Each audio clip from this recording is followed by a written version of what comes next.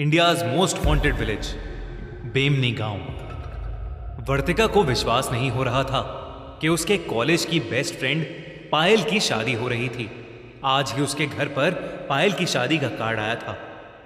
पायल का परिवार हिमाचल के बेमनी गांव से था और पायल की शादी भी उसी गांव में थी। वर्तिका बहुत एक्साइटेड थी क्योंकि वो पहली बार कोई पहाड़ी शादी अटेंड करने वाली थी। वर्तिका 2 दिन बाद ही अपना सामान लेकर बेमनी गांव पहुंच गई। गांव में घुसते ही वर्तिका पहाड़ों के नजारों में खो गई, पर तभी उसके सामने कुछ अजीब सा हुआ। एक आदमी जोर जोर से चिल्लाकर एक पेड़ पर अपना सर मार रहा था और उसके सर से खून भी बह रहा था, पर आसपास के लोगों को मानो उससे कोई फर्क ही नहीं पड़ रहा था। वर्तिका को उस आदमी के पास जाने से भी डर लग रहा था, पर उसने हिम्मत करके जैसे ही उस आदमी को रोकने के लिए उसकी तरफ कदम बढ़ाए, 2 लोग उस आदमी के पास पहुंचे और उसे बाजुओं से पकड़कर कहीं दूर ले गए। कुछ सेकंड्स के लिए वर्तिका सोच में पड़ गई कि तभी उसे अपने पीछे से किसी की आवाज आई। वर्तिका ने पीछे मुड़कर देखा तो उसकी बेस्ट फ्रेंड पायल खुद उसे लेने के लिए घर से बाहर आई थी। पायल के हाथों में लगी मेहंदी देखकर वर्तिका उस पागल आदमी के बारे में भूल ही गई और पायल के साथ उसके घर के अंदर चली गई। घर के अंदर घुसते वक्त वर्तिका ने देखा कि कुछ पंडित पायल के घर के बाहर नमक से एक घेरा बना रहे हैं। मंत्र पढ़ते हुए वो पंडित पूरे घर के आसपास नमक बिछा रहे थे। वर्तिका ने पायल से इसके बारे में पूछा तो पायल ने बताया कि गांव में शादी वाले घरों को ऐसे ही बचाया जाता है। बचाया जाता है? ये सुनकर वर्तिका के मन में और नए सवाल आ गए थे। वो अपने सवाल पूछ पाती कि उससे पहले ही घर की बाकी औरतें उन दोनों को खींचकर तैयार होने के लिए ले गईं। कुछ ही घंटों में पायल और वर्तिका भी तैयार हो गईं और सभी लोग शादी के लिए निकल गए। मंडप में बैठे दुल्हा दुल्हन और उनके परिवार के लोग शादी की रस्में कर रहे थे। उसी रस्म के बीच पंडित ने पायल को मंडप में जल रही आग में घी डालने को कहा, लेकिन तभी पायल मंडप में बैठे बैठे अचानक से अपने सर को बाईं और दाईं तरफ हिलाने लगी। पंडित के दोबारा कहने पर पायल ने सीधा पूरा घी का डब्बा उठाया और उस आग के अंदर फेंक दिया। आग बहुत ज्यादा भड़क गई और पंडित का एक हाथ आग से जलने लगा। वर्तिका मंडप के पास ही बैठी थी और ये देखकर उसकी आंखें फटी की फटी रह गईं। देखते ही देखते पायल के हाथों का रंग काला पड़ने लगा और वो जोर जोर से अपने हाथों से जमीन पीटने लगी।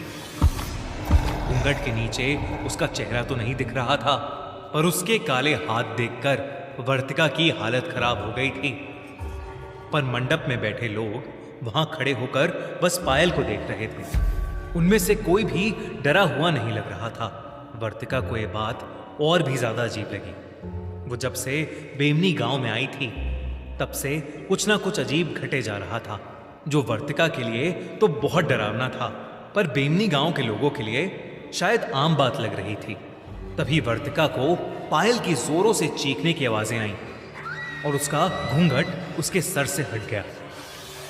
घूंघट के नीचे से जो चेहरा दिखा वो पायल का बिल्कुल भी नहीं लग रहा था। उसकी आंखें लाल पड़ी थीं, बाल एकदम बिखर गए थे और उसके दांत नुकीले हो गए थे। वो एक पागल जानवर की तरह आवाजें निकाल रही थी। पायल का बड़ा भाई तेजी से मंडप से निकला और कहीं बाहर चला गया। वहां पर बैठे लोग अब भी बस शांति से पायल को देख रहे थे। वर्तिका से अपनी दोस्त की हालत देखी नहीं जा रही थी और वो हिम्मत करके उसके पास जाने लगी कि तभी पायल की मम्मी ने वर्तिका को रोक लिया और उससे कहा कि पायल बिल्कुल ठीक हो जाएगी। बड़े पंडित जी बस आते ही होंगे। लेकिन देखते ही देखते पायल की हालत और खराब होने लगी थी। उसने अपने हाथों से अपने ही बालों को खींचना शुरू कर दिया और वो किसी अनजान भाषा में कुछ बड़बड़ाने लगी। वर्तिका की नजरें पायल से नहीं हट रही थीं। पायल का यह रूप देखकर वर्तिका कांप गई थी। उसे यह नहीं समझ आ रहा था कि आखिर कोई भी पायल की मदद क्यों नहीं कर रहा है। उसने जोर लगाकर पायल की मम्मी से खुद को छुड़ाया और पायल के करीब चली गई। वर्तिका ने पायल से बात करने की कोशिश की और पायल थोड़ी शांत हो गई। पायल के शांत होते ही वर्तिका जैसे ही उसके करीब गई, पायल ने दोनों हाथों से वर्तिका के गले को पकड़ लिया और जोर से उसका गला दबाने लगी।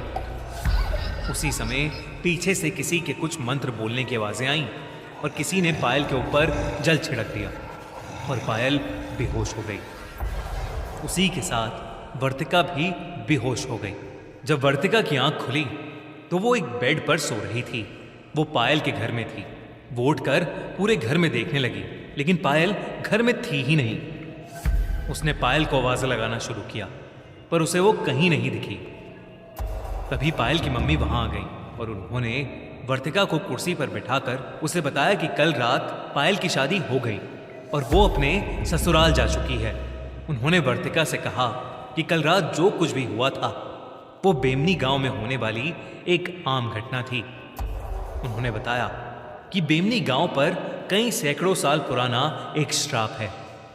यहां पर प्रेत आत्माएं लोगों पर काबू पा लेती हैं। वैसे तो मंडप के बाहर भी सुरक्षा कवच बनाया गया था, पर किसी ने उस कवच को मिटा दिया था। इसलिए पायल पर एक बुरी आत्मा हावी हो गई थी। ये सब कुछ सुनकर वर्तिका को विश्वास नहीं हो रहा था। उसने पायल को फोन किया तो पायल बिल्कुल सही सलामत अपने नए घर में थी। वर्तिका उसी दिन बेमनी गांव छोड़कर अपने घर वापस चली गई। उस गांव और उस शादी को शायद वर्तिका कभी नहीं भूल पाएगी। क्या बेमनी सच में शापित है?